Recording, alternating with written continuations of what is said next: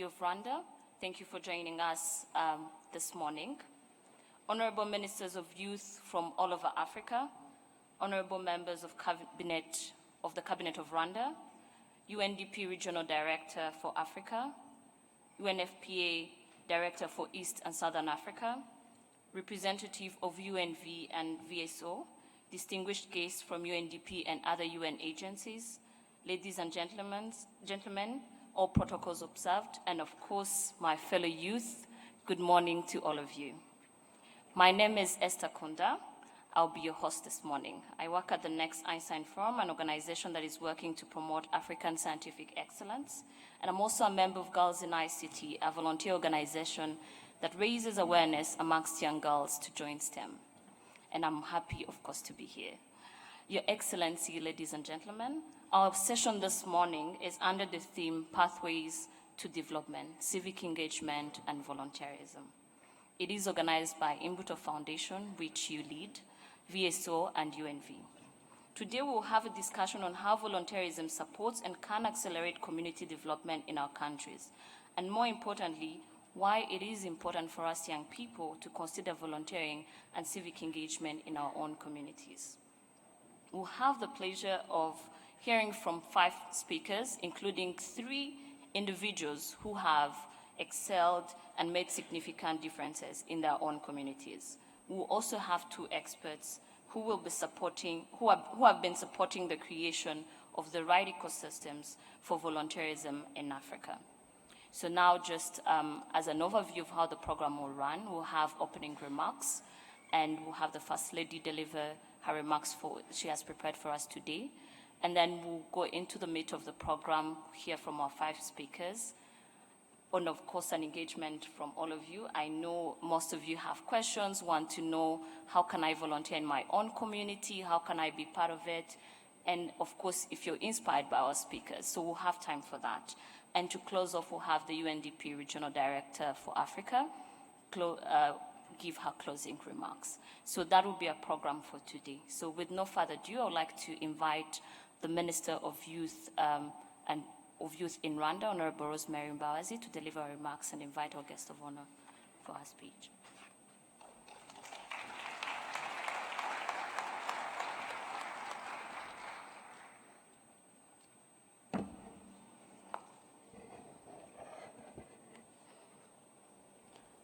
Your Excellency, the First Lady of the Republic of Rwanda, honorable ministers present, UN Regional Director for Africa, the CEOs from the private sector, the civil society, the media, and the young people, good morning.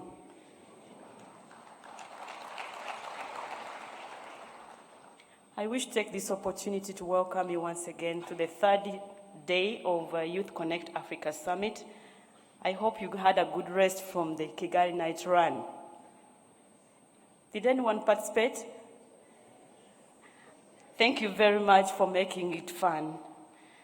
Gathered here today for the 3rd edition of the Youth Connect Africa Summit, Your Excellency, over 4,000 delegates representing over 91 nationalities are present here, many of whom are young African leaders, entrepreneurs, and innovators who are working tirelessly to support the development of their communities.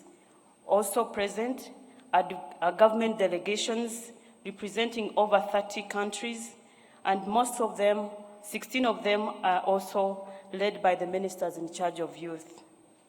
Yesterday, Your Excellency, we held a steering committee that is composed of ministers of youth, development partners, private sector, young people, the civil society, and we witnessed an enormous commitment with high-level political will and looking forward to partner to expand Youth Connect beyond the 12 countries where it's being implemented.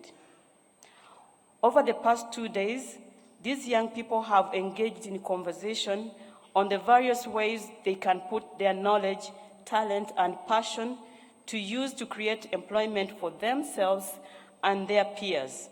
We have engaged on the importance of building ecosystems and systems that enable youth entrepreneurship to thrive, and the role that collaboration with the public, private, and development partners can play.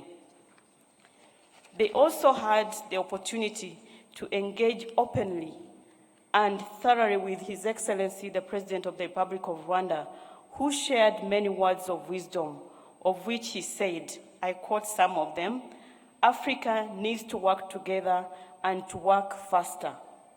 On this third day, we are very grateful and honored to have you, Excellency, joining the young people and also having to discuss another important subject, one that you have demonstrated really well through the work of your foundation, Imbuto Foundation, and your office as the First Lady, the role of active citizenship and how this can be lived out in our continent and even our own context, especially by the young people. The Imbuto Foundation is a great partner of the government of Rwanda, especially the ministry in charge of youth, and also the Undp, and also UNFPA, UNV, UN Women. We've been working very closely to ensure that we unlock the challenges that the young people are facing today.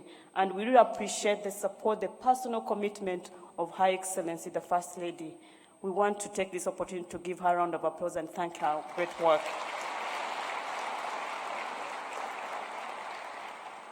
Your Excellency, we are very eager to hear and learn from you, and I'm truly honored to welcome you to deliver your keynote address. I thank you.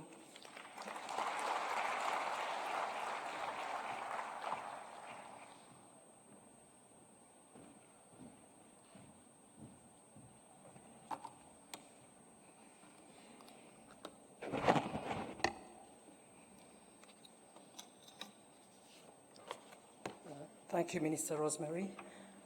UN Assistant Secretary General and UNDP Regional Director for Africa, honorable ministers and senior government officials and delegates, esteemed partners, distinguished speakers, ladies and gentlemen, dear youth, good morning, bonjour.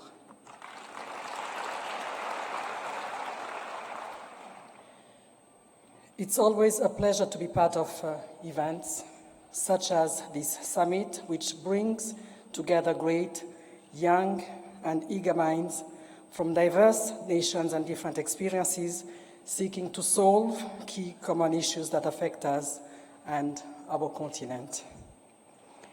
This session in particular, entitled Pathways to Development, Civic Engagement and Volunteerism, is in synchrony with the spirit of the discussion of the summit, thus far as, and I should hope, will lead to a common understanding of what constitutes effective and sustainable youth engagement for Africa's development. Before I fully delve into and share my reflections, allow me to extend a very warm welcome to those of you visiting Kigali for the first time. I know this is the third day, but I think I can still wish you a welcome. And I hope that your experience of the Youth Connect Africa Summit and our city during the past few days inspired you to visit us again and again. And to those of you who are not new to Rwanda, welcome back, murakaza neza, as we say in Rwanda. Dear youth gathered here today, you are our most valued asset, and I do not utter these words lightly. You make up 1.8 billion of the world's population, and within you lies enough energy, if properly channeled, to ignite the continent's power grid of ideas and options. Representing a whooping 60% under the age of 25 of Africa's total population, you make this the most youthful continent on the globe. You are poised to be a determinant factor in the transformation of our continent and the pathway to sustainable peace and prosperity. Therefore, your presence must count for something. Your energy must define and shape the destiny of our continent. And yes, our continent belongs to you. Indeed, in the world we live in today, these numbers matter. When translated they tell the stories of the opportunities available for you, but they also tell of the enormous responsibility that is upon your shoulders, the responsibility to build upon and to take Africa to the next level. And this is why volunteerism is so key. Volunteerism is noble, as it speaks directly to one's altruistic nature to contribute to causes that especially result in the development of those around them. Remember also that there is power in all acts of volunteerism, no matter how big or small they may seem. Allow me here to emphasize that the notion of volunteerism is certainly not new to our continent. Our traditional practices are rooted in the importance of the community and the resulting duty we owe to one another to alleviate the inequalities of this world. Here I call on you to imagine for a second what our societies would look like if we did not cultivate the African spirit of Ubuntu. Moreover, what would our world look like if we did not uphold the interconnectedness of humanity? In the words of the poet Khalil Gibran, you give, but, I quote, you give but little when you give of your possessions. It's when you give of yourself that you truly give. Esteemed guests, dear youth,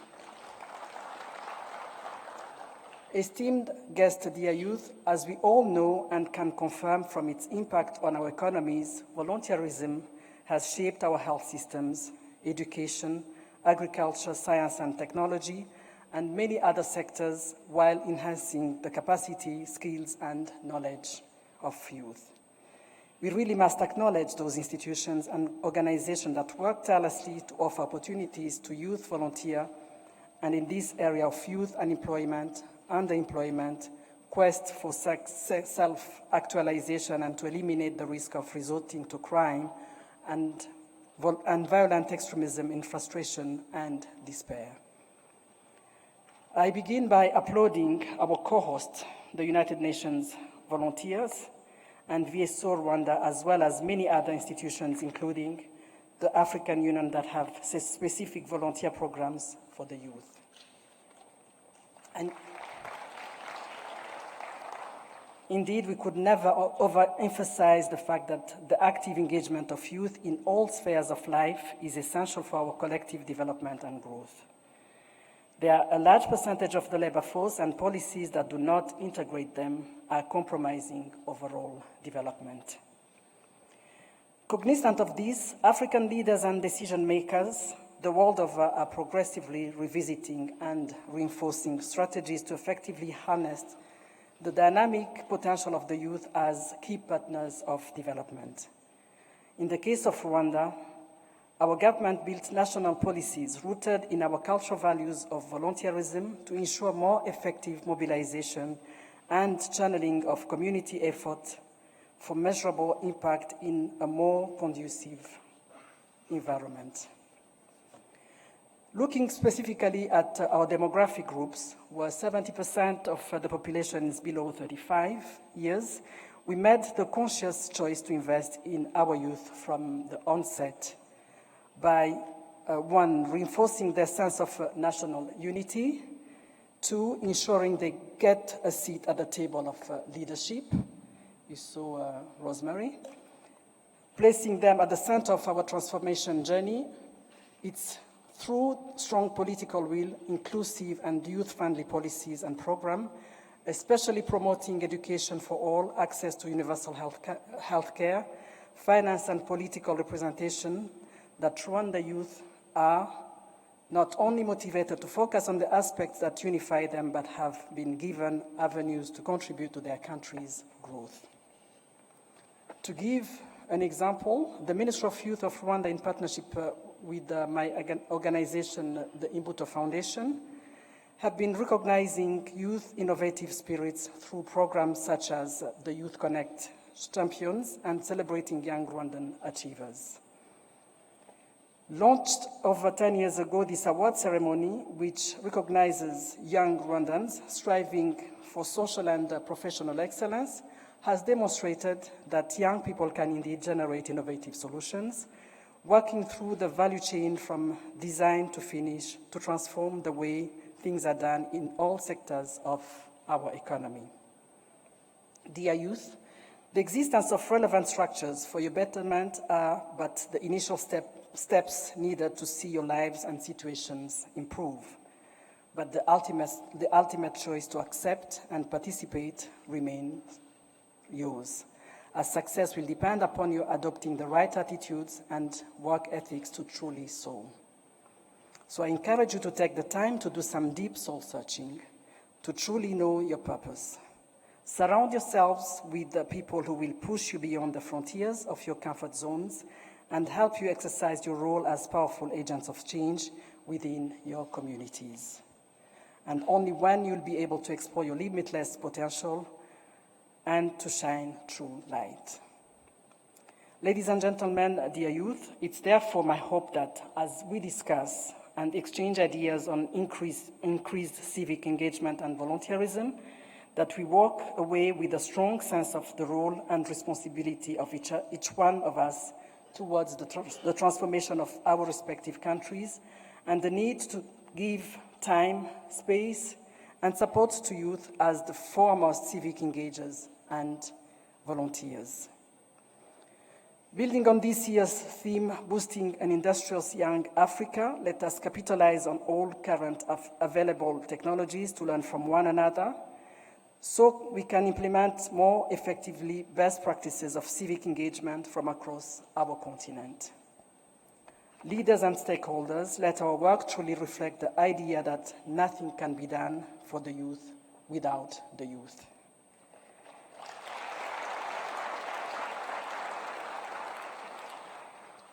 Youth, should you need an extra incentive, then know that volunteering is also proven to deliver great physical and mental health benefits while providing social interactions and a greater sense of purpose.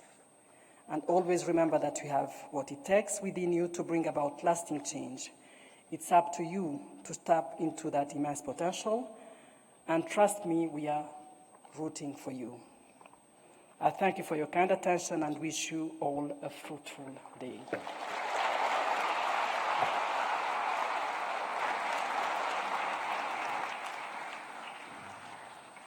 Thank you, Your Excellency. Indeed, the ultimate choice to accept, to participate remains with us. And there's no good way to showcase that than the speakers that are going to come in the next few minutes. So I do not want to interrupt while they're talking, so I'm going to tell you who they are before they take all five of them take the stage. I'm just going to go through their bios so we know them and we are able to hear their stories. Our first speaker is Mr. Mwangi Waituru, who is the VSO International Policy and Advocacy Advisor for Africa.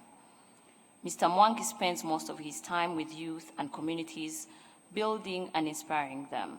He also spends time building capacity in participatory policy engagement. Our second speaker is going to be Dr. Tapiwa Kamuruko, who is a UN volunteer from the UN Volunteers Program, Regional Office for East and Southern Africa in Nairobi, Kenya. Mr. Tapiwa has been involved with the design of youth engagement strategies such as youth volunteering internship programs, setting up of the African Union Youth Volunteers Corps, as well as the ECOWAS volunteer program. Our third speaker is Mrs. Isabel Kamadeva, who's the founder of Solid Africa. Solid Africa is a non-profit organization operating in Rwanda since 2011 with the mission to help vulnerable patients in public hospitals.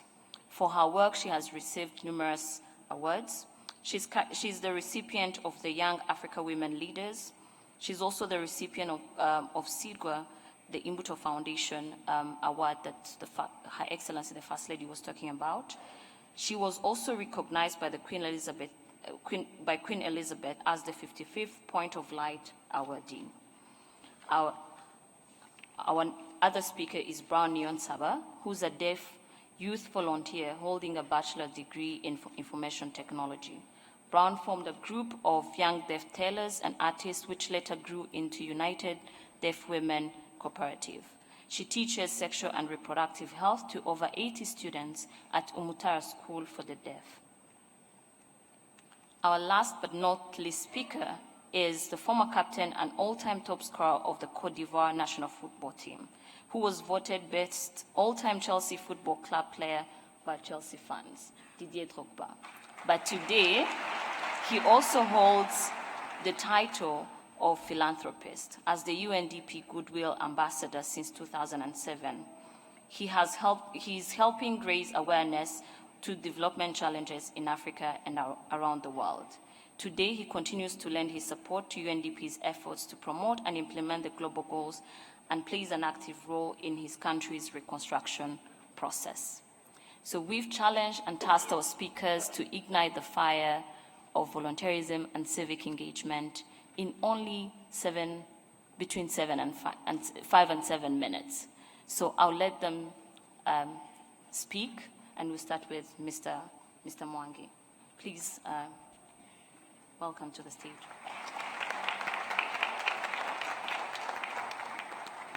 Your Excellency, and all the youth from Africa, good morning. Good morning. How are you?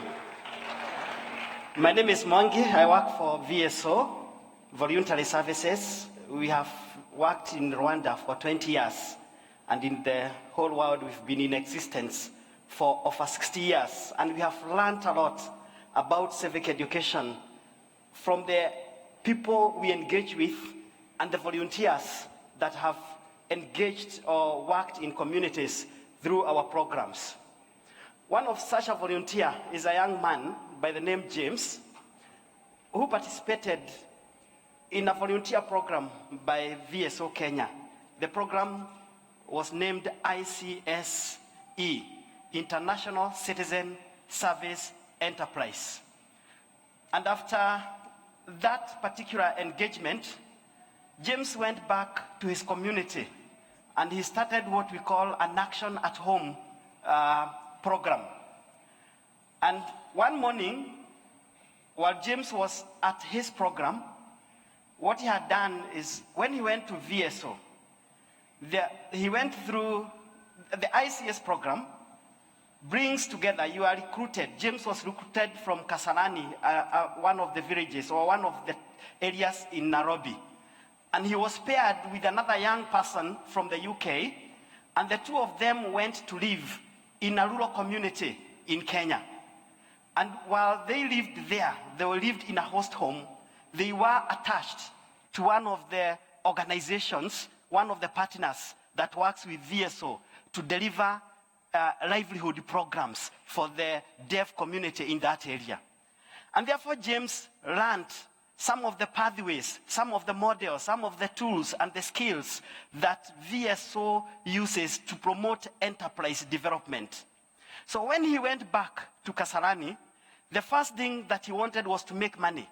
So he took the VSO model and started a business to earn him income.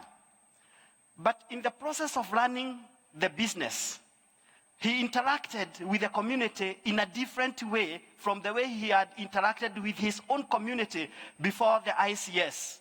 And he started to recognize the lack of digital skills among the youth in his Kasarani constituency as a big hindrance. And he was concerned that a whole generation was being left behind. He had to do something about it. And therefore, within his business premise, he looked for computers, 5 computers, and he set up a computer lab. And this computer lab was essentially meant to benefit needy girls. There's a class of needy girls in Nairobi. Nairobi is a town, it's more congested than Kigali. And therefore, we have some very poor girls coming from the rural homes. They come to Nairobi, and they're employed as house girls. Those girls work for long hours. And James was concerned about that category of girls and said, what I want, during their free time, the lunch time, they can come in and they learn the skills from the computer, the digital skills from us, and then they go back and do their work. But on this day, the policemen, what we call the city council askaris, the rural, they came and they asked for a license. And James did not have any license. And he tried to persuade them that he was doing, it's a good deed. It was not a profit-making venture. After all, the bigger business had a license, but he had to spend 2 nights in jail. And this taught us, as VSO, it made us rethink what are those models that we should have that should make volunteering impactful. What is it? And this is what I want to bring to all of us, young people seated here. When you get to your community, how can volunteering be your stepping stone to civic engagement and being impactful, bringing change in a responsible way in your community? And there are certain things we learned from James. Number one is that you must focus, whenever you think of a volunteer program, you must focus on certain outcomes. What is the change that I want to see and for who? Volunteering is not internship. So if the change is about you, then that is not volunteering. Volunteering first starts with changing somebody other than you and somebody other than your immediate family members. However, in the process of doing volunteering, you also get some benefits. By us or by James participating in our program, he acquired skills, he built networks, and he built a passion. So the impact of volunteering is not only on the community that you are working with, it is also on you. In fact, James acquired the business development skills. Number two, for VSO, we have learned from our primary actors, like Brown here. By the way, in VSO, we don't talk about beneficiaries. Nobody is a beneficiary. It is not a donor-recipient relationship where we are coming to help you as a young person. And for you as a young person, when you go to that community, don't go there as somebody going to help my community. No, you are accompanying, I'm accompanying my community in bringing about their own change. And therefore, we learned that particular process, that accompaniment must bring about something called inclusion. If it's not bringing inclusion, then it's not good volunteering. Probably it's business as usual. The other thing it should bring about is resilience for you and for the community. Resilience for you in the sense that by doing volunteering, you should not become poorer. You shouldn't become more exposed. When you do volunteering, it should build you and it should build the community that you are living in.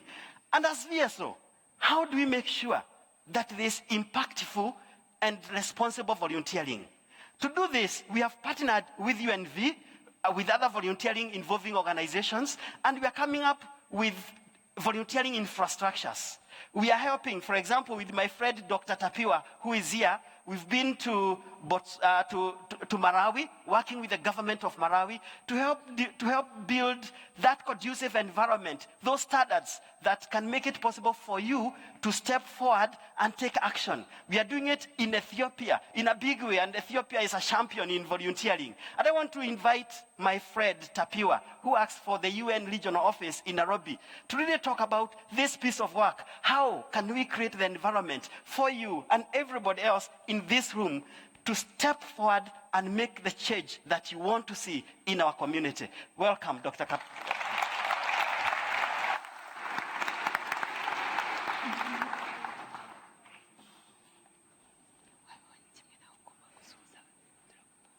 Thank you. Thank you, Mwangi. It's very difficult to find your levels when somebody has spoken so passionately about an area like volunteering. Let me start with a bit of statistics. In 2017, more than 100 million people volunteered their services globally. And in Africa, more than 12 million people volunteered pro bono services to development, to the SDGs, to Agenda 2030, to Agenda 2063 of the African Union. Volunteering is a resource that has not been taken full advantage of, especially in the context of development. To the extent possible that today most countries are sitting on a resource that needs to be tapped on. Now we are talking about big numbers. We are talking about more than 100 million who are providing services. When you are talking about services, this is labor. We've reached a stage, I've asked you to talk about standards of volunteering.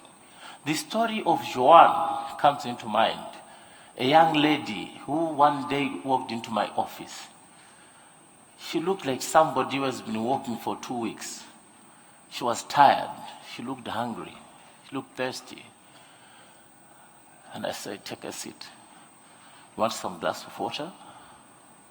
When she told me a story, it came to me that she had applied for a volunteer assignment online and traveled all the way from a country as a caregiver for a children's home. When she arrived, she was told that you have to take care of your own accommodation, you have to take care of your own transport to and back office. Above all, you have to take care of your own welfare, including your health care service. She struggled and soldiered on for a few months until her own savings ran dry. That's when she knocked on my door. The story of Joanne is similar to many volunteers who get into volunteering without understanding much about the sector. This is why it has compelled UNV and our colleagues, VSO and other volunteer-involving organizations in the volunteering constituents to come up with basic standards. Much as we are doing volunteering work, like what Her Excellency the First Lady said, volunteering is rooted in our tradition, in our culture. We are not invited to go to a funeral. We are not invited to go for a wedding.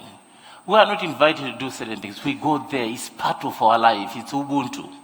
But we have reached a stage where we want to see how we can direct volunteering into development effectiveness, into the SDGs, into Agenda 2030.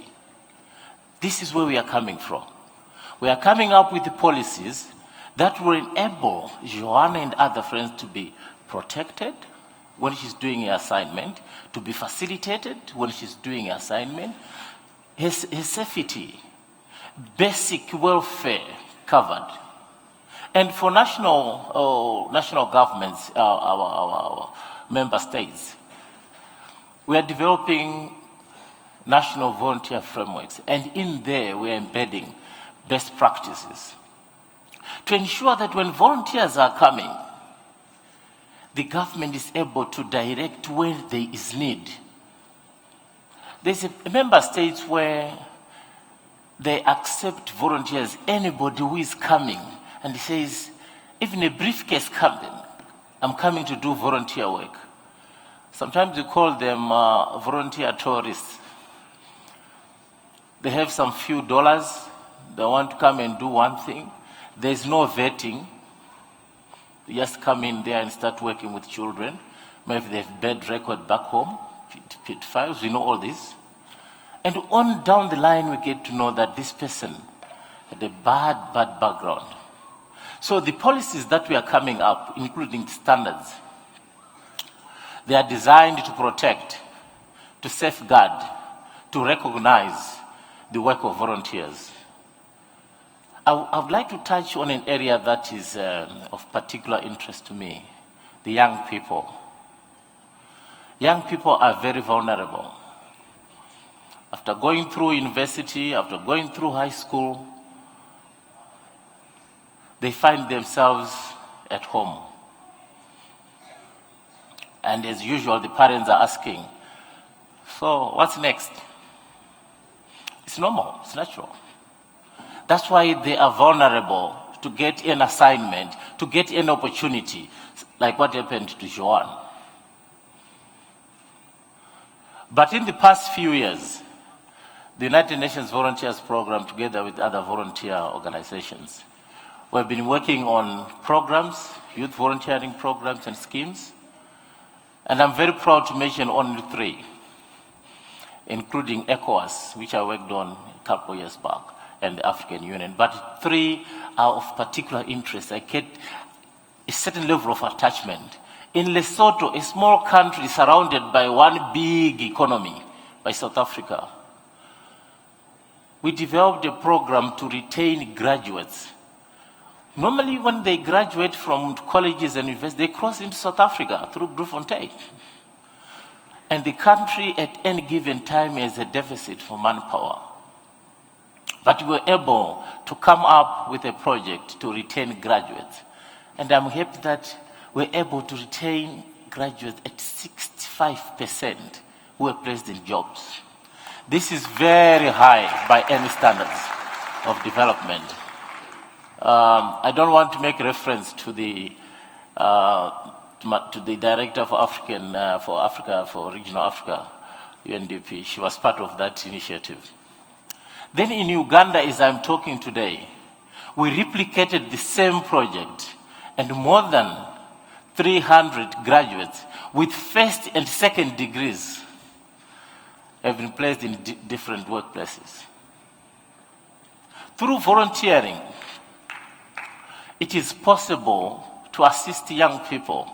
We know very well that when all the jobs are coming out in newspapers, they're asking about the young person is 25 years, but they're asking for 30 years of experience. But through volunteering, it is possible to strengthen skills, to expand your networks, and most importantly, to get your employability skills sharpened so that you can compete with everybody in the labor market. So what I'm saying, the message I'm saying is for young people, the Youth Connect is a huge opportunity and platform to get connected, okay? And also to sharpen your skills, to explore and find ways of how to enhance and strengthen your employability skills. The standards that we are coming up with are to protect the volunteers, as well as to protect the government, as well as to protect everybody who is working in the volunteer constituency. Without much ado, I'd like to invite Isabel, so that we can hear it from the horse's mouth, so to speak, about her own testimony about volunteering. Many thanks.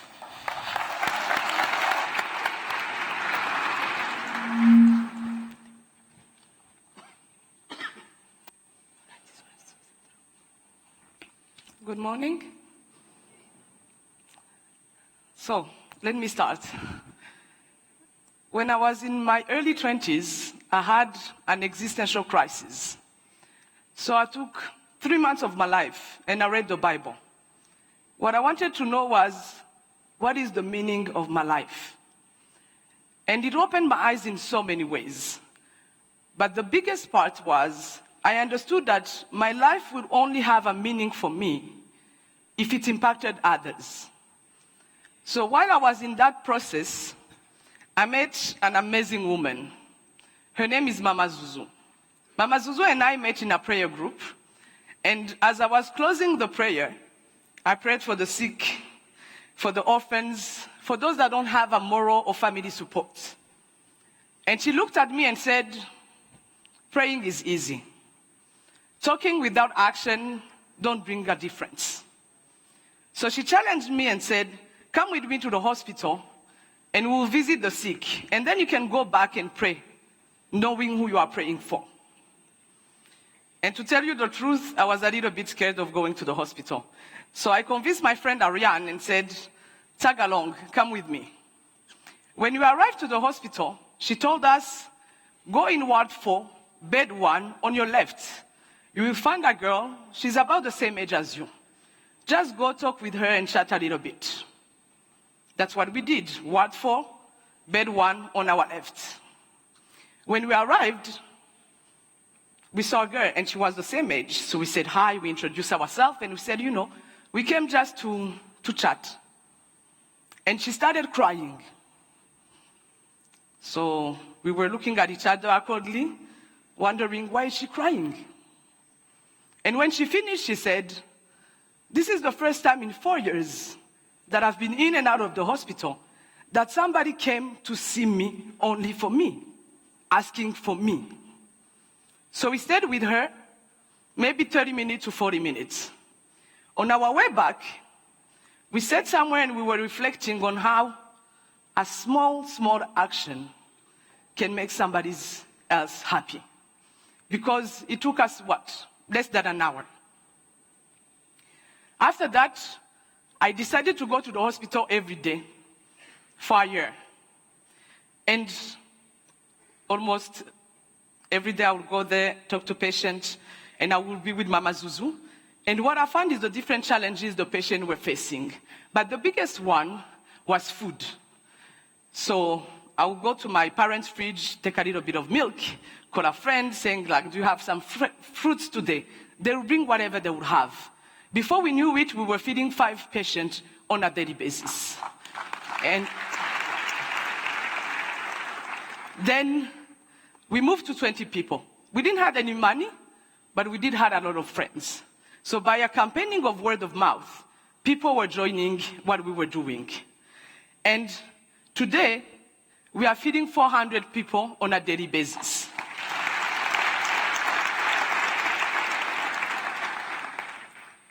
And with the partnership that we are doing with the Imbuto Foundation, we are building an industrial kitchen that will be able now to feed.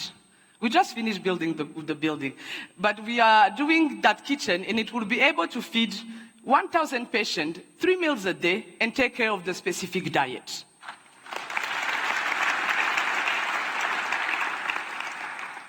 So since we started, we distributed more than 1 million meals. We've helped around 18,000 patients. And all of that was made possible because of one thing, the spirit of volunteerism. Up to today, all our administration is volunteers. We work with 200 volunteers, all over the world, from Rwanda, Africa. People call us and say, I want to join Solid Africa. And we don't give any incentive. We don't give any money. We don't give any transport. Sometimes we don't even give lunch. But people can see really the impact of their work directly. And that's how people are willing to join Solid Africa. So the other concern that we had when we started building Solid Africa was, how relevant are we? What are the impact that we want to create? So we went to the Ministry of Health, even before opening the NGO, to be sure that we were going into the country's vision, that our efforts was going to contribute to better the lives of Rwandans. And also to be sure that nobody was doing the same thing that we were doing, not to duplicate our efforts. So now I'm a wife, I'm a mom of 2, almost 3, and 3. I'm a mom of 3, and there's no way in my current situation and the responsibilities and the time that it takes, I would have been able now to open Solid Africa and give the dedication that it needed. So your youth is the solution to the Africa's challenges that we can see. So let's not settle in complaining about things when we actually don't do anything. And let's not start initiative and then move on because it becomes difficult. Because remember, we are not alone. And when I received the award Sirgwa in 2013, for me that was the message, is that you are not alone. It gives you a push. And I'm happy to be part of a country and a leadership that gives you the courage, the confidence, and even sometimes push you further to do even greater. So Solid Africa, I took almost 9 months to find the name Solid Africa, because I wanted something that could express how strong our country is, how strong our continent is, and how the solutions to the challenges we face are within ourselves. And I wanted also to express the solidarity that we have in our communities. So that's why we called it Solid Africa. And really, Solid Africa is more than an organization. It's a movement. It's a movement of people that think that if we put our mind and our hearts together, there's no social issues that we can solve in our continent. So, my question today, this morning, is, what are you solving? Thank you.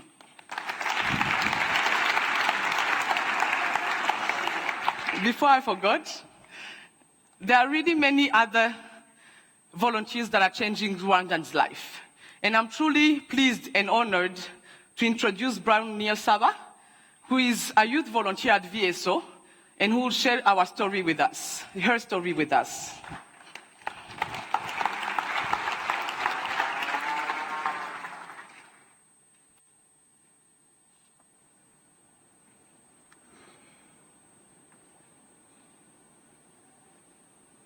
Honorable First Lady, ladies and gentlemen, and youth, good morning.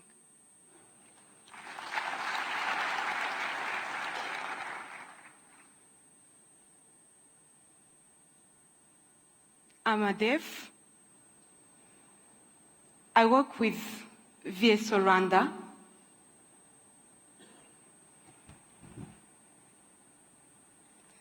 Under SRH project.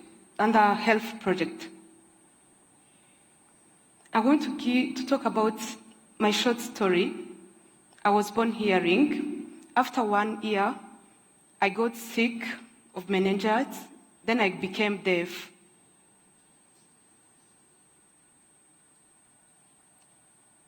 I also have a sister who is a deaf as well. When we were 7, we went to school. We went in a special school for deaf in Southern Province. It was good enough because we had sign language there. After 1 year there, the director realized that it's better we move to a school with hearing children. It was really a challenge. We struggled a lot to learn in that situation because we didn't have sign language interpreters. Our teachers didn't know sign language, so we just struggled to study so that we completed our primary. We tried our best. We completed primary. We went in secondary school. And then we got government scholarship. I graduated from Adventist University of Central Africa.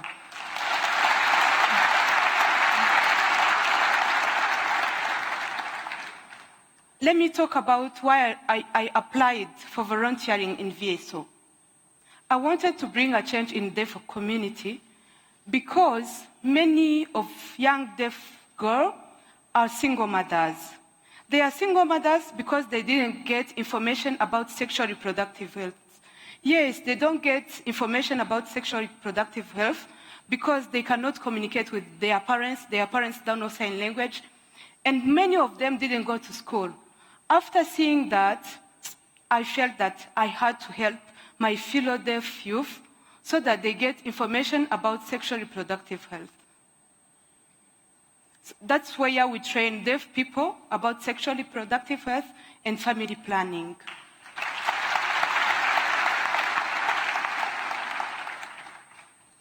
And the second reason I engaged in volunteerism is because I wanted to learn. As a fresh graduate, plus a deaf girl, I couldn't get a job easily. But through volunteering, I'm getting experience. I've been in VSO for 2 years. I now have experience that I can say that I can work in different organizations. So it means that even though I'm a deaf, I can work. Through volunteering, I got experience. I also joined volunteerism because I wanted to teach deaf young people about social accountability so that they can raise their voice to talk about their rights. so that they can ask duty barriers about their rights.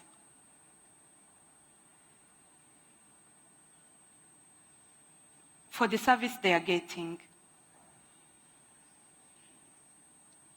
Let me now talk about the impact of my work as a volunteer.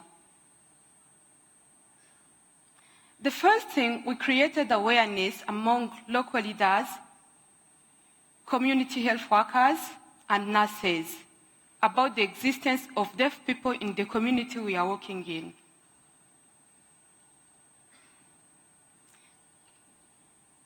The second thing,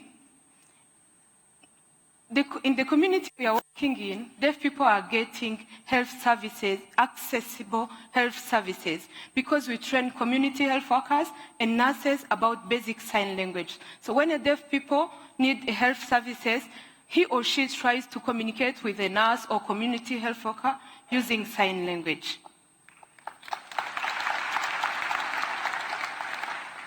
The other thing is that we train deaf people about vocational training, and nowadays they are getting profit. They are generating income about what we train them. The other thing is that when we did identification of deaf people in our community, many of them didn't have ID. Nowadays, we tried to advocate for them. They are registered, and now they have national IDs. And the fifth thing about the impact, in last international conference on family planning, the abstract about the work we are doing was among 10 best abstracts in the abstracts we had. So, in conclusion, I want to invite deaf people to join volunteerism. I also, for helping vulnerable people, using the resources they have.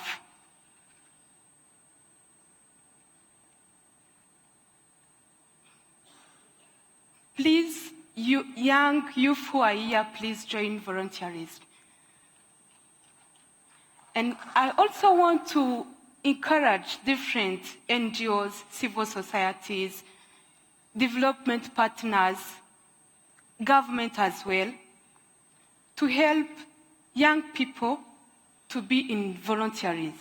I also want to challenge different agencies, like we do have UN agencies, UNDP, UNFPA, UN Women, UNV. Please build policies which are inclusive so that people with disability will be included in your program, because disability is not inability.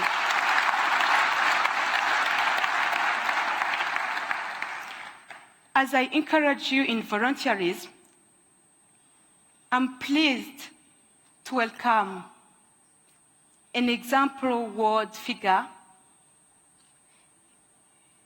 an African son, former captain of Cote d'Ivoire national team of football, Chelsea striver, and UNDP Goodwill ambassador, Didier Drogba, to walk us through influence on the chain. Thank you.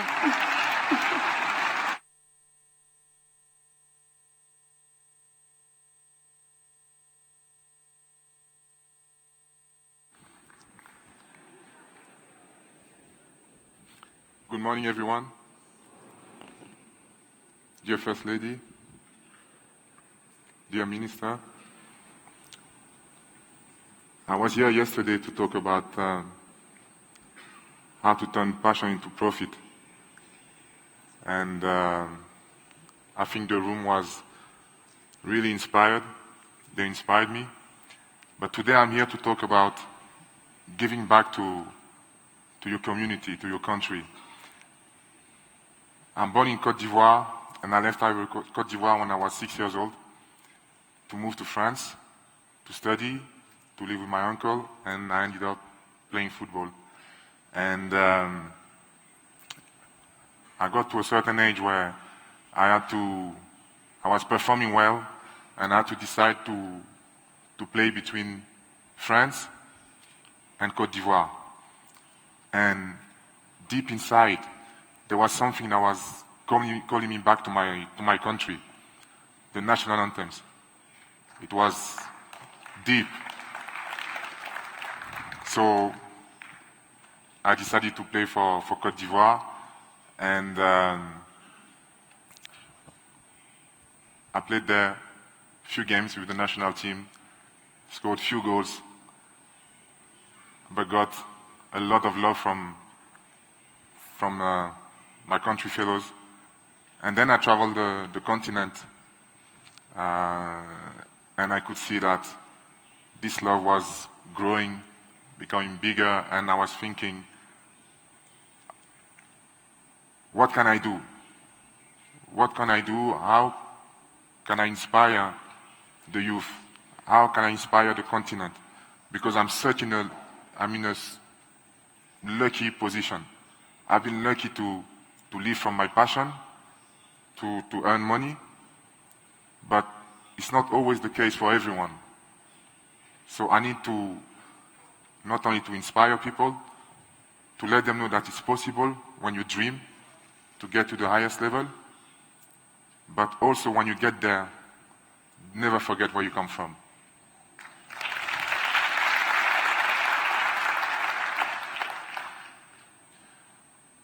Then during my career, my country, I was playing for Ivory Coast, and then in 2002, there was a big crisis, a civil war in Ivory Coast. The country was divided in two, and I didn't know what to do. I'm not a politician.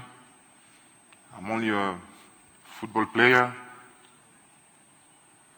But then, every time we were playing, every time we were coming out, the country was divided in two, but every time we were coming out to play, my teammates and me, people would put the guns down, sit down together, and cheer for the national team. We couldn't see that as we were playing in Europe or somewhere else, but people were telling us. And then someone showed me a video of this specific moment. And I started thinking, there's no way. There's no way I can see this. I need to do something. If we qualify for the World Cup, I'm going to try to do something. I don't know where it's going to go, if people are going to listen to me, but I'll try. So we qualified for the first World Cup of Ivory Coast, in the history of Ivory Coast. And then, in the dressing room, I asked my teammates to go down on our knees and to beg for peace. And this message, I think I said it yesterday, this message went on for 6 months, the next 6 months, every day in the news. Every day in the news. And I think, I don't know if we stopped the war, but I think we contributed. And it's another way to give back to your country.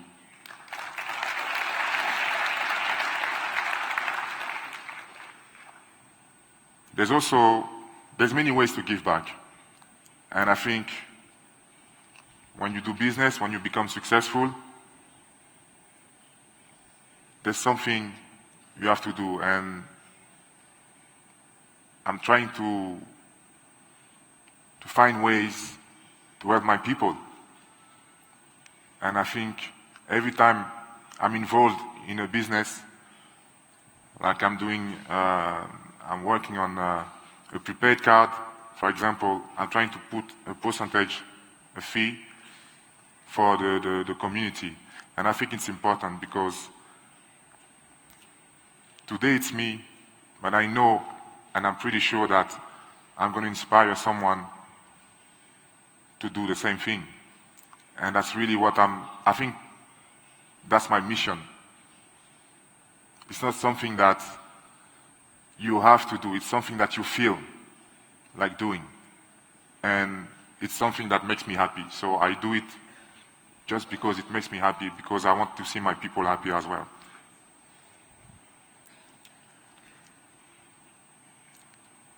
I came here in 2009 and I met the First Lady and His Excellency the President. I went to visit the memorial, and I went again yesterday. And I had the same feeling. I had the same feeling. Of course, I was really sad. Your story is a sad one. It's something that we should never forget. But really, when I came out of this, the first time, and now, yesterday, I had hope. Because you had the power, the strength to forgive and to move on. And it gives me goosebumps because not everyone is able to do that. And for me, this is the highest level of give back to your society, because by doing this, you already rebuilt your country. And I'm not surprised to see this room where we are now, because it started long time ago, because you guys united.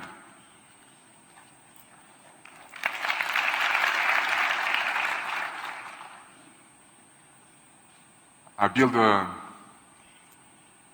foundation. I started my foundation in 2010. I used to do small donations, and I decided to use my name, the fame, to help to reconstruct my country. And in 2010, I decided to donate all my sponsorship deals to my foundation. Because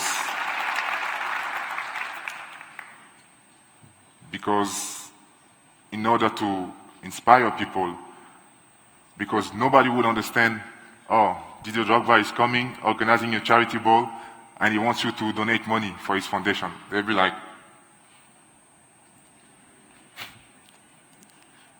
he's earning a lot of money, so why? I mean, he can do it himself.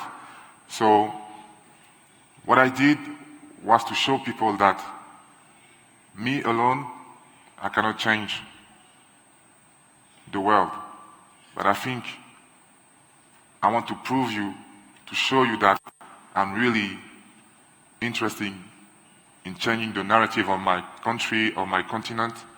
So that's why I'm doing this. So I was asking people to do a little donation. I'm not asking for money. And a donation is not only about money, but to come and support, I think, is also very important. So I built a clinic, and in Côte d'Ivoire, in Abidjan, and it's opening in a few weeks. We will work with a vaccination campaign with UNICEF, and I'm really proud of it. I'm really proud of it, and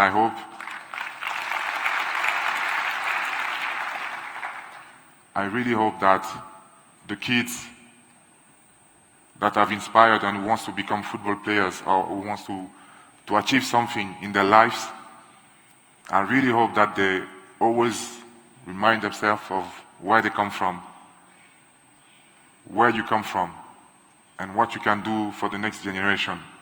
It's very important. And today, I'm really happy to have been invited here at the Youth Connect, because, like I said, we are the future. We are so powerful. If we decide to work together to develop the continent, I mean, nobody will be able to stop us.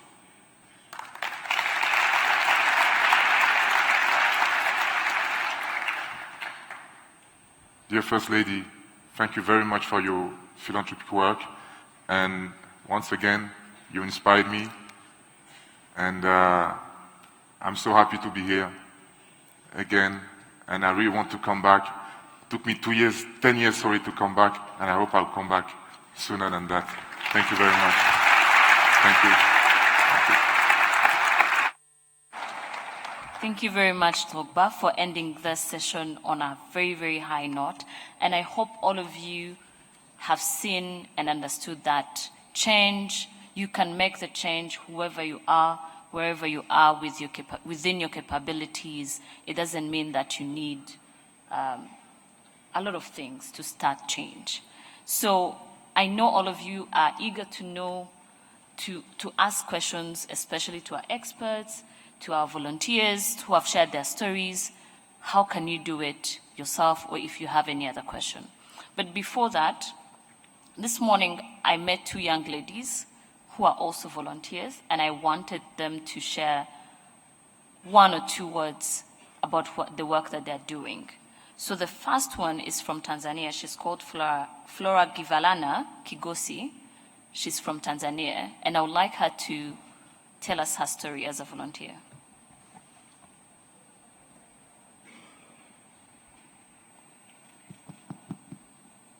Good morning, everybody. Your Excellency and everybody else. My name is Flora Givalana Clement Kigosi, and I come from Tanzania. I'm here today to show how important it is for youth to get a chance to volunteer. When I just graduated from my bachelor degree, I joined VSO in Tanzania, and I volunteered in a very rural areas in Bukoba, at which when I was volunteering, I got a chance to meet very marginalized girls who fail to go to class simply because they can't manage themselves while they're in menstrual cycle. It was really painful. They kept asking me questions because there's this time we donated some disposable pads, and they were asking me, Sister Flora, do we wash this? How do we use this? At that point, I realized how fortunate I was and what I can do to help them. So when I finished my cycle, I went back home. I sat down. I wrote a business proposal. I formed an incubation at which I competed with my business proposal to develop reusable sanitary pads, and I won the funds.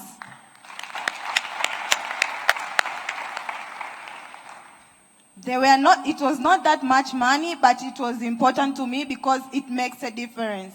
I developed 100 reusable sanitary pads, which I donated to more than 120 girls who are found in a very marginalized societies. Today, they can go to school and not think that, and not be ashamed of their menstrual health or their menstruation, because menstruation is not a problem. So after realizing that, I argue my fellow youth. People like me, or even me, I used to complain a lot, like the government is not doing this, the government is not doing that. But it all starts with you. What are you doing? We have cell phones. I have cell phone. Everybody has cell phones. So for us who have managed to get a cell phone, there are a lot of opportunities out there for youth. So look in your community. What can you do to help your community? Use well your cell phones, your data, your bundle. Seek for the opportunities. Solve solutions in your society. And let's take the lead. Thank you. Thank you very much, Flora Givalana. And now I would like to ask Umngali Frida to also share her story.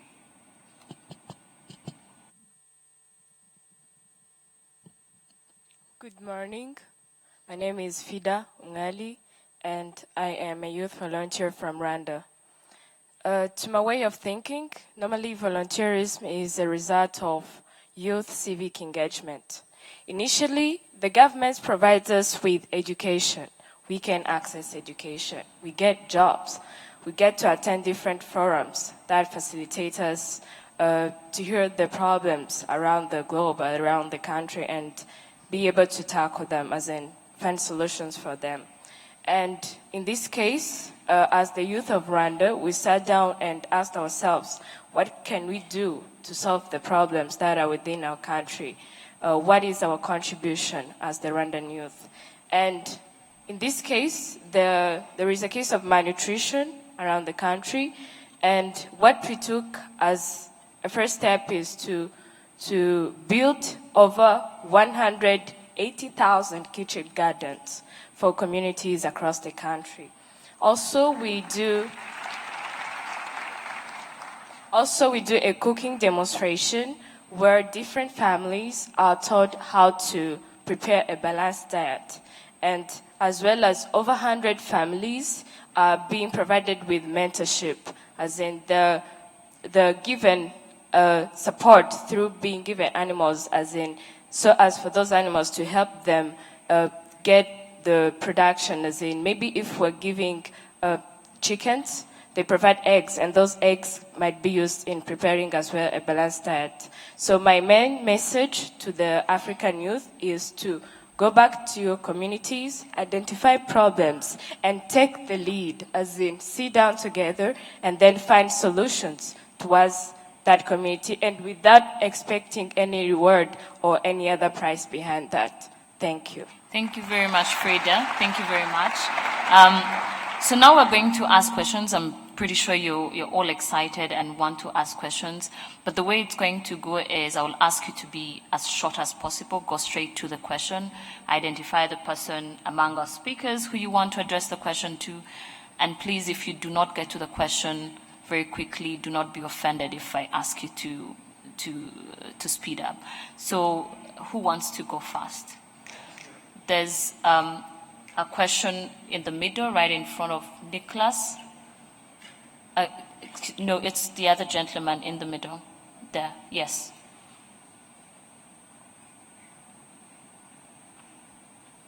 The lady here. Thank you very much. My name is Anizi. I work for VSO Rwanda. And my question goes straight to Didier Drogba. Basing on your fame and your successful journey, what do you really do, or what do you really plan for youth with disability to really create a room for them in terms of exposing their talents and to live on their passions? Thank you. We're going to take 3 questions and then we'll answer each of them. We have a question with the gentleman in the blue suit here.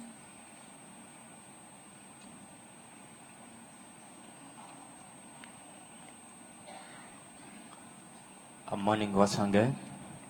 My name is James Birindo Makanda. I'm a Congolese by nationality, but resident in Kenya. We have a program called Africa to Africa Mediation, and we advocate more in inclusion of persons with disabilities. My question is going straight to Mr. Mwangi. I want to ask a question about what we did for the story that we are saying about the guy who started the project to support the girls. And we have the similar challenges with State Council Nairobi, that when we provide and we advocate for personal disability to start doing business, and in Nairobi, the same problem with the government institution. They are not recognized.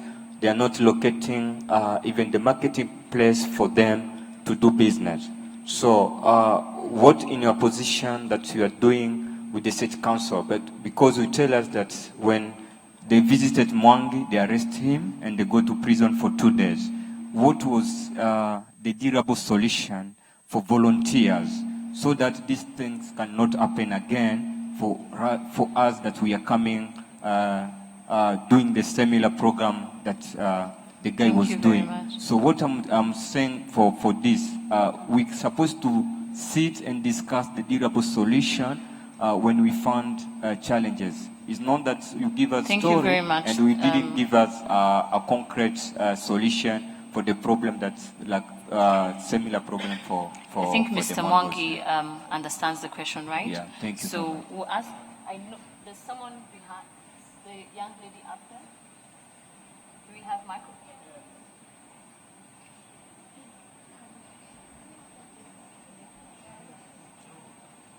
Okay, so we'll get back to you when we have a microphone, right? So I want to ask the microphone person to run there. We'll get that question later on after, but we have a person here who wants to ask a question. So let's have him.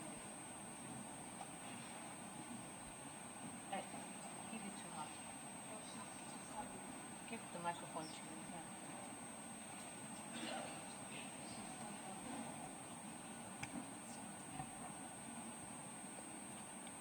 Thank you. My name is Jean Damascene Bizimana. I'm a deaf. I'm very happy because my friend Brown got a job in VSO as a volunteer. And this is a good representative in Africa. So we want to request other people here, NGOs, different agencies, please remember to recognize people with disability in your programs so that you can hire them. Because we do have talents, we have skills, we went to schools, but there is the perspective people see us like we cannot do anything. So we realize that many deaf people and many young people with disability don't have jobs. I'm proud because of Brown. So this is a good example. This is a good example for different organizations here that people with disability has capacity like other people. I want to thank Africa Forum for Youth. I also want to emphasize that people with disability are able. So please welcome us in your agencies, in your organizations. Thank you. Thank you very much, Jean Damascene. And I just want to, before we go back to the young lady up there, to answer the two questions that we have. I'll start with Mr. Mwangi, if you can quickly answer the question.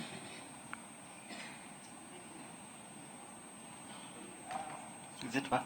Thank you. The question that comes to me in regard to what are we doing about a situation where you want to do a volunteer action, yet according to the law, it's not easy to differentiate between a volunteer action and a business action.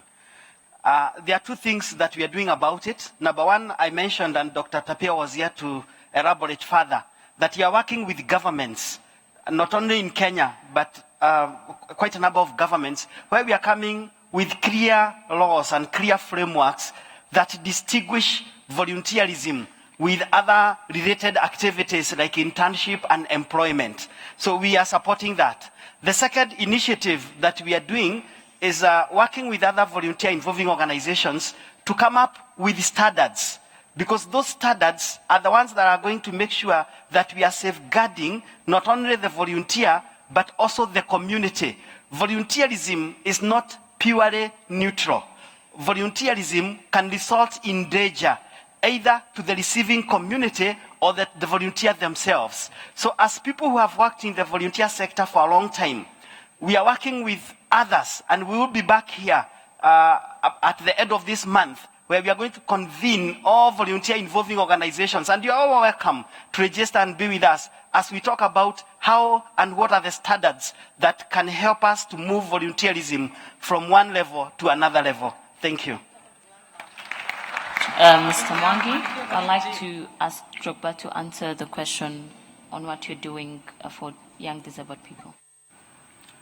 So I am an ambassador for Special Olympic Africa, and we're helping people with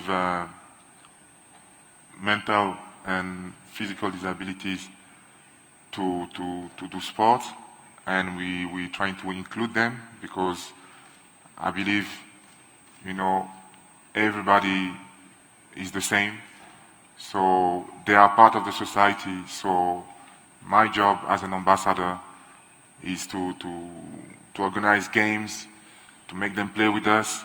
So this is on the sports level, and with my foundation, I think there's room for everyone. And yesterday, a lady asked me already a question regarding this subject, and like I said, I'm really happy to work with her, and I'm really happy to cooperate with you and to show you my support, because obviously, like I said before, it's only together that we can change things. And maybe with my support, your voice can be a bit louder and people will know a bit more about your cause. Thank you. Thank you very much, Drogba. Now to the young lady at the back. Good morning, everyone. My name is Rehema Dominic Sanga from Tanzania. I have a request for Didier Drogba, the founder of Ujuzi Hub. It's an initiative that empowers youth on entrepreneurship, arts, and soccer. We are running a football challenge for youth and educating them on entrepreneurship and health. So I would love you to visit Tanzania and see how soccer is changing the youth.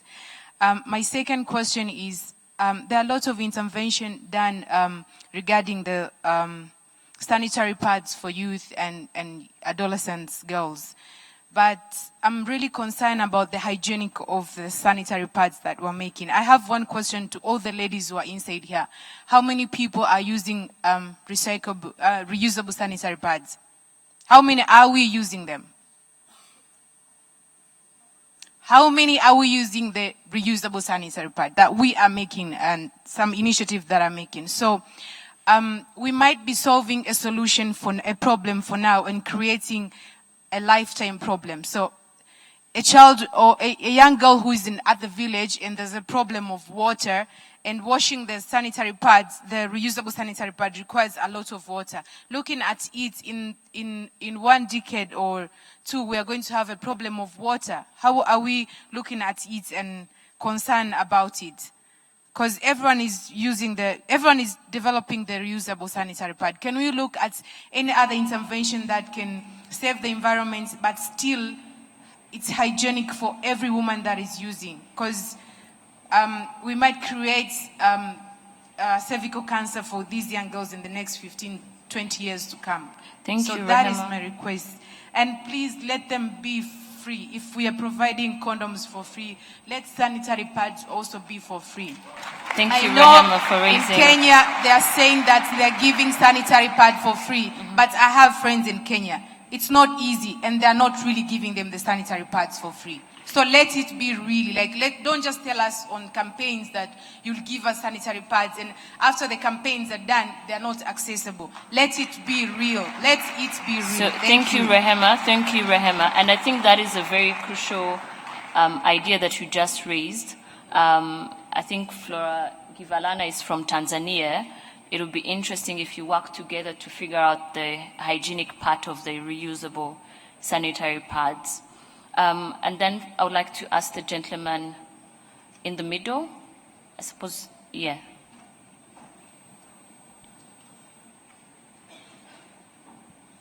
Merci beaucoup pour l'opportunité. Je suis M. Aganze Chibembegiste de la République démocratique du Congo.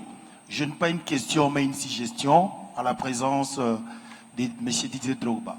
En fait, on voulait vraiment atterrir parce que le problème en Afrique, c'est le financement des idées de la jeunesse. La différence entre nous et ce qui se passe au niveau des États-Unis, par exemple, c'est qu'il y a des business angels, c'est qu'il y a des venture capital qui sont mis à la disposition de la jeunesse. On voudrait profiter de cette opportunité pour demander à M. Didier Drogba de faire une forme de Celebrity Connect, qui ne sont pas seulement Youth Connect, où on peut mobiliser des fonds en mettant ensemble tous les leaders, les Samuel Eto'o, Didier Drogba, etc., et mettre en œuvre un fonds de développement pour l'entrepreneuriat de la jeunesse. Ça sera plus concret pour répondre aux besoins de financement des projets de la jeunesse et on aura des impacts au plus réels au lieu de faire toujours des rencontres et faire des souhaits, des chapelets de bonnes intentions. C'est déjà un bon départ, mais on souhaiterait que ça soit plus concret dans ce sens. C'est une demande collective de la jeunesse. Merci beaucoup. Merci beaucoup. We have a question, a gentleman in the 5th line on this side, and I want to see, please, let's start there. Let's start there.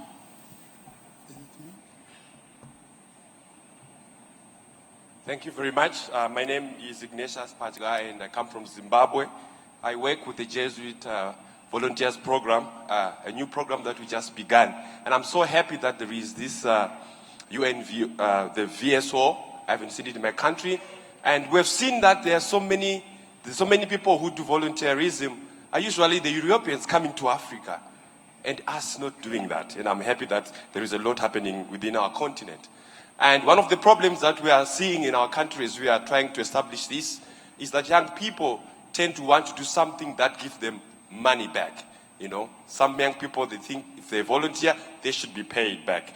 What are we doing, maybe at UN level, to educate our own, maybe starting from young people in schools, primary schools, secondary schools, that volunteerism is actually giving back to your community?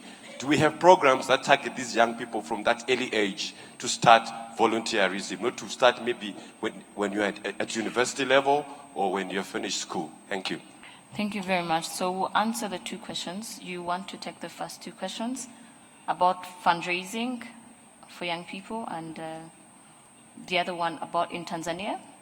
I will start with that. I've been invited to Tanzania, so I might come there and see you soon. Okay? So we need to be in touch. So I'll get your details and then we're going to speak about this. With pleasure. Regarding... People hear me? Je vais te répondre en français. Ok. Alors, c'est vrai que des anciens joueurs comme Samuel Eto'o, comme moi et d'autres, on peut se mettre ensemble pour créer un fonds. Mais ce que je disais tout à l'heure, c'est que, et je disais ça hier aussi, nous, à notre niveau, il y a certaines choses qu'on peut faire. Mais je pense que c'est pour le bien de tout le monde que tout le monde soit impliqué. C'est-à-dire qu'il ne faut pas attendre qu'un gouvernement change tout. Je pense que nous, les jeunes, nous, la jeunesse, on doit contribuer à ce changement. Donc, moi, à mon niveau, j'essaie de le faire. Samuel, à son niveau, essaie de le faire. Alors, c'est sûr, on peut combiner toutes ces initiatives pour aider le continent. Je pense qu'on en fait déjà pas mal. On va continuer à en faire, certes. Mais je pense qu'aussi, la jeunesse doit s'aider. Elle doit se mobiliser, elle doit s'éduquer, elle doit se challenger et ne pas simplement attendre et tendre la main. Le problème qu'on a, c'est qu'on attend toujours l'aide de l'extérieur et on est là à tendre la main. Moi, je ne veux pas tendre la main. Non. Non. Je veux me battre parce que c'est ma vie et je veux être fier, je veux que mes enfants soient fiers de ce que j'ai pu construire comme héritage pour eux et c'est pour ça que je me bats. Et tous ici, je pense qu'on se bat non seulement pour nos familles, mais on se bat aussi pour un avenir meilleur pour notre continent parce qu'on a tout ce qu'il faut ici pour évoluer. Il faut juste savoir avoir l'expertise nécessaire pour pouvoir justement développer pas mal de projets et s'entraider. Mais je vous encourage. Et voilà, on est là pour ça de toute façon, on est là pour ça, mais on a aussi besoin de nous. Il ne faut pas simplement qu'on soit des faire-valoir et comment dire, je ne sais pas comment exprimer ça, mais c'est pas la solution de facilité. Voilà, tout simplement. Je pense que tout le monde doit travailler ici, et si vous êtes ici, c'est parce que tous, vous avez déjà cette démarche en tête de vouloir changer les choses. Donc, continuons dans ce sens-là. Thank you very much. The last question, Dr. Tapio can take it. What can be done to encourage and inculcate the spirit of volunteerism from a young age? This is very important. Two approaches. We've all seen that during school holidays, some dedicated, focused young people, they take work that is not paid for. By the way, volunteering, 70% of volunteering is informal. Only 30% is the one that we know that these are volunteers, but 70% is informal and is at the community level. So it is possible at this level already to encourage young people to consider doing something for the public good at the community level. That's one point. The other point is that already in Africa, the University of KwaZulu-Natal in South Africa, they've started a program to teach volunteering at university level. And I think this is a very good way of looking at things. In addition, in 2012, I was involved in a review of national youth service across Africa. Within National Youth Service, there are elements of giving to society, working at the community level, building the spirit of Ubuntu in there, which is a major pillar of volunteerism. So I will encourage young people to take on community activities. And you know, the element of expecting money and rewards is the last thing when you are talking about volunteering. To the extent possible, that you encourage young people to consider if they have service, if they have some skills that they can give to society to do so. And the program that the University of KwaZulu-Natal is launching in South Africa is a very good initiative. Asante. Thank you very much, Dr. Tapiwa. And I know we have so many questions, but unfortunately, time is crunching and we have another interesting session right after. And our speakers are here. They're here to interact with us. We can meet with them and understand what they're doing, and actually they give us ideas of what we can also do. So thank you all for asking interesting questions. And to close off, we're going to hear from the UNDP Assistant Secretary General and Regional Director for Africa, Mrs. Ahuna Eziakona, who will be delivering closing remarks to this event.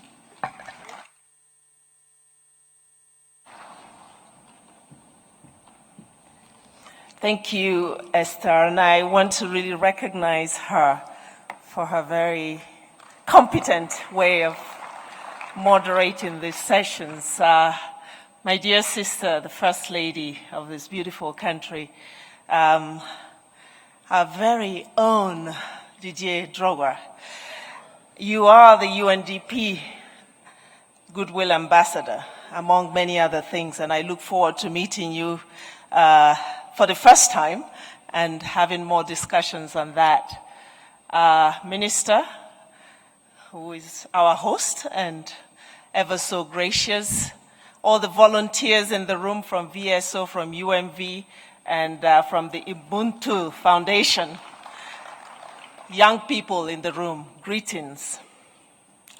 It's really an honor to be closing out this session, a very moving session indeed, and I really feel quite a privilege to stand before you here now to end this session.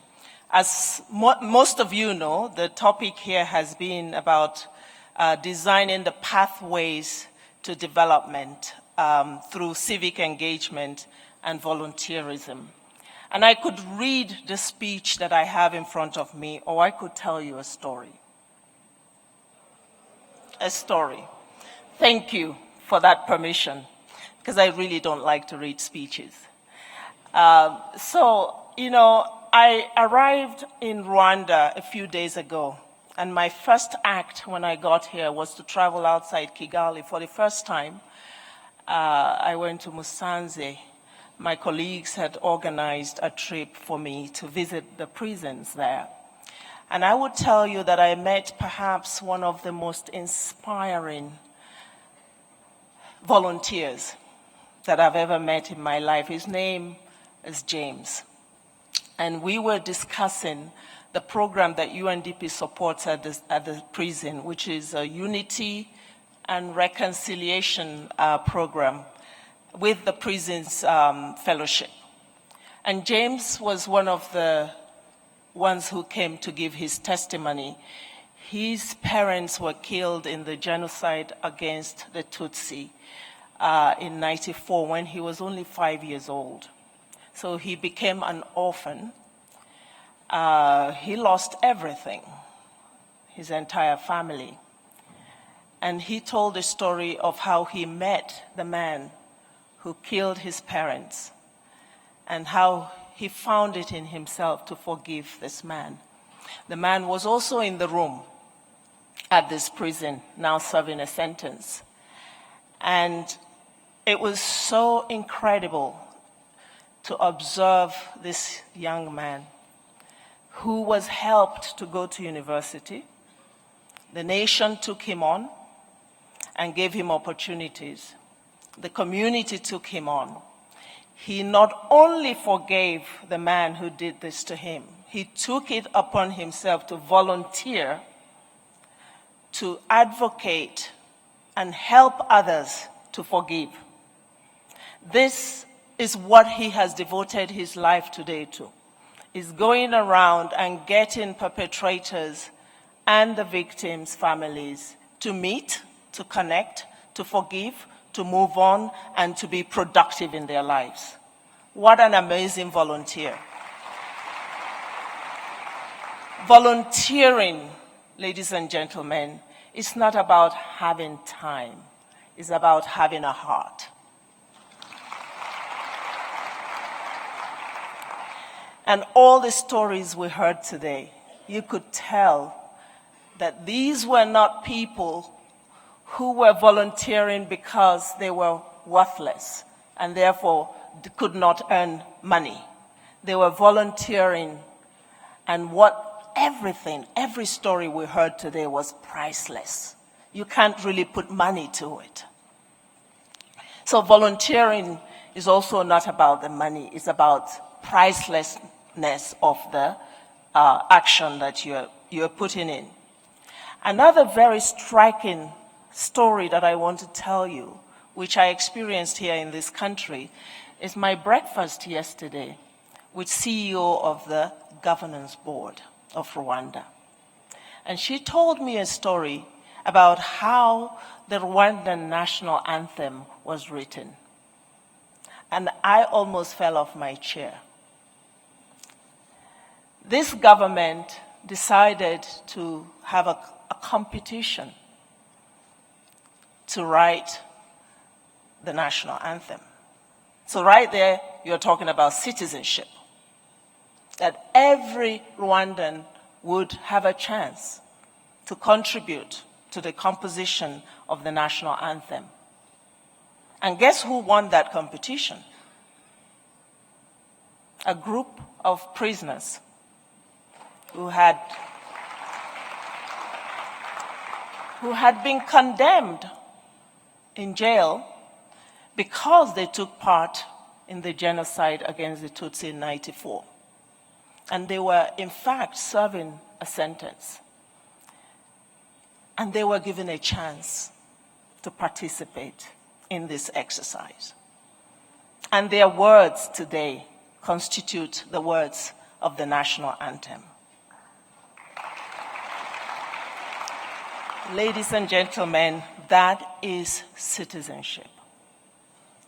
How many of you here believe that President Kagame is an effective leader?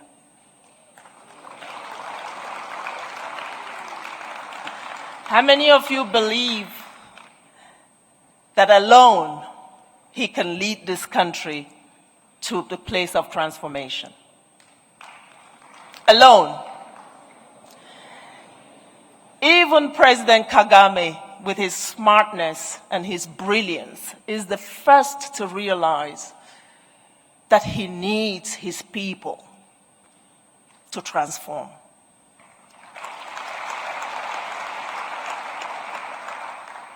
We heard the young woman who runs, I forget your name, Solid Africa.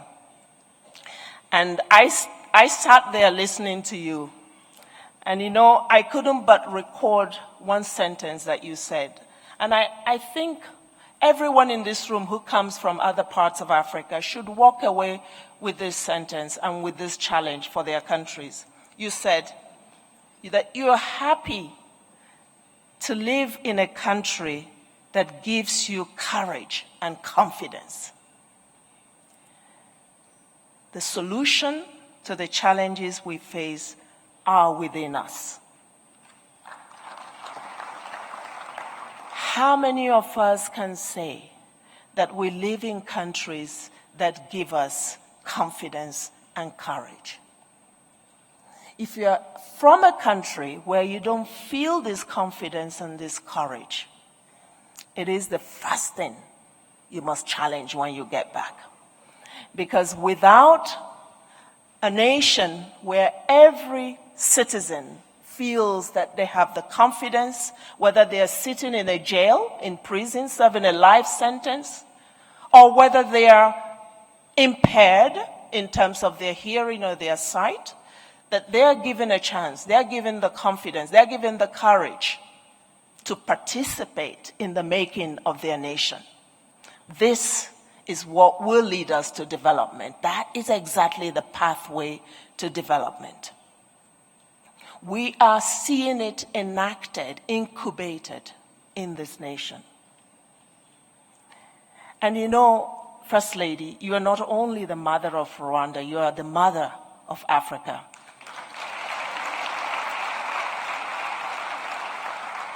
We have heard from Didier the impact that you made on him 10 years ago when he was but a boy.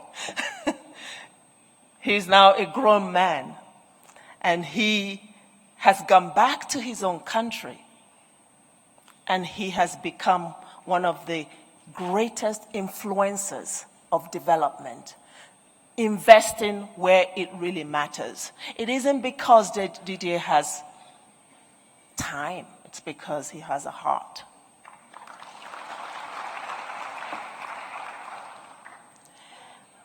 And I have a message, and this is what I will say to conclude.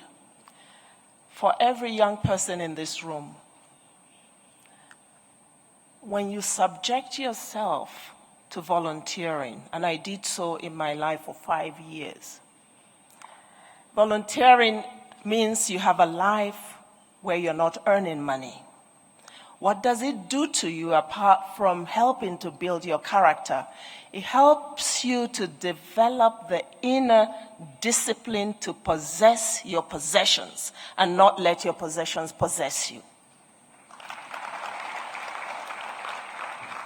What that means, dear young people, is that you can resist the temptation to steal that which does not belong to you. Today we're talking about greed. We're talking about an Africa where there is enough for everyone's need, but not enough for everyone's greed. Where we have so much resources and yet so much poverty because of the greed that accompanies the resources. If you are going to be the generation that gets Africa to a place where its money works for its people, you have to learn the inner discipline of possessing your possessions and not being possessed by them. You have to learn the inner discipline of living simply so others can simply live. You have to learn the inner discipline that helps you understand that you can live, you can adapt to any situation, and you don't have to face the rest of your life being insecure about your future because you must acquire so much. That is the pathway to development, ladies and gentlemen.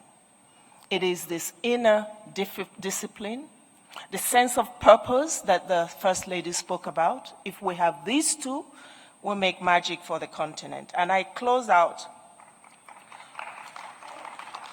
with the words of the anthem that I spoke about. I don't think it's very well translated in English, but let me read just a verse that I'm really attached to.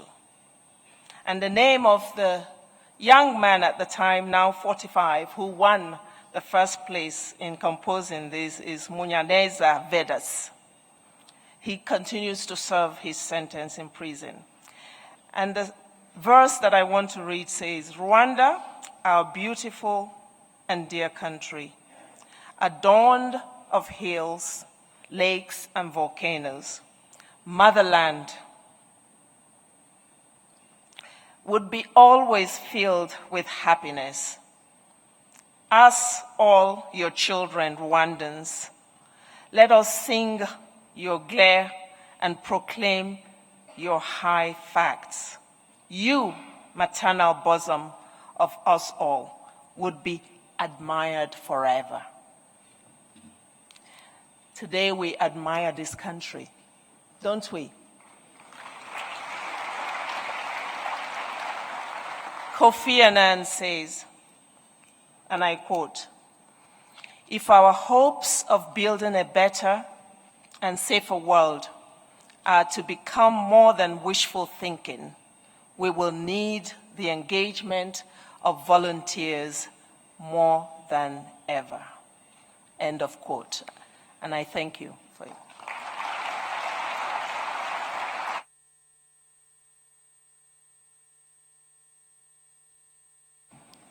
Thank you, Mrs. Ahuna, for these delightful closing remarks. For me, in this session, I've learned one thing. Didier answered the question of the gentleman saying, if you're here, it shows that you've already started.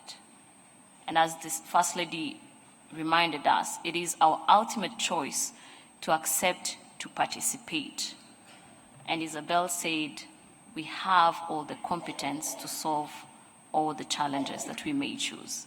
So for me, these are the 3 lessons that I'm getting out of this session. So thank you all to our presenters. But just, I wanted to remind you one thing. Today, we're celebrating the International Day of the Girl Child.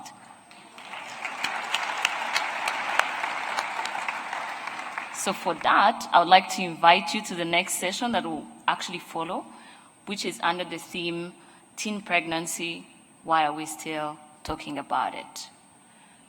Brown talked about it in the deaf community, so I think it's a very, very important lesson, discussion to have. So thank you all. Thank you, Your Excellency First Lady, for joining us this morning. Excuse me.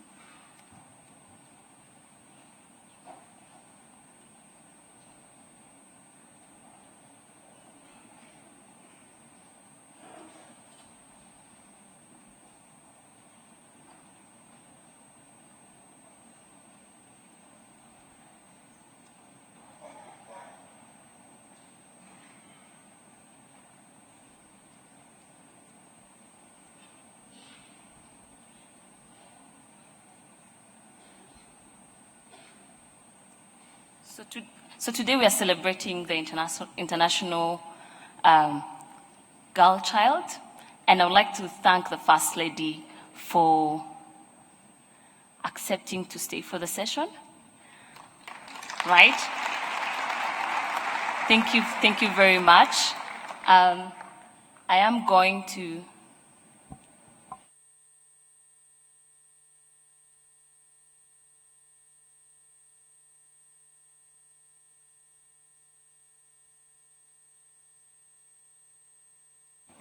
So thank you very much.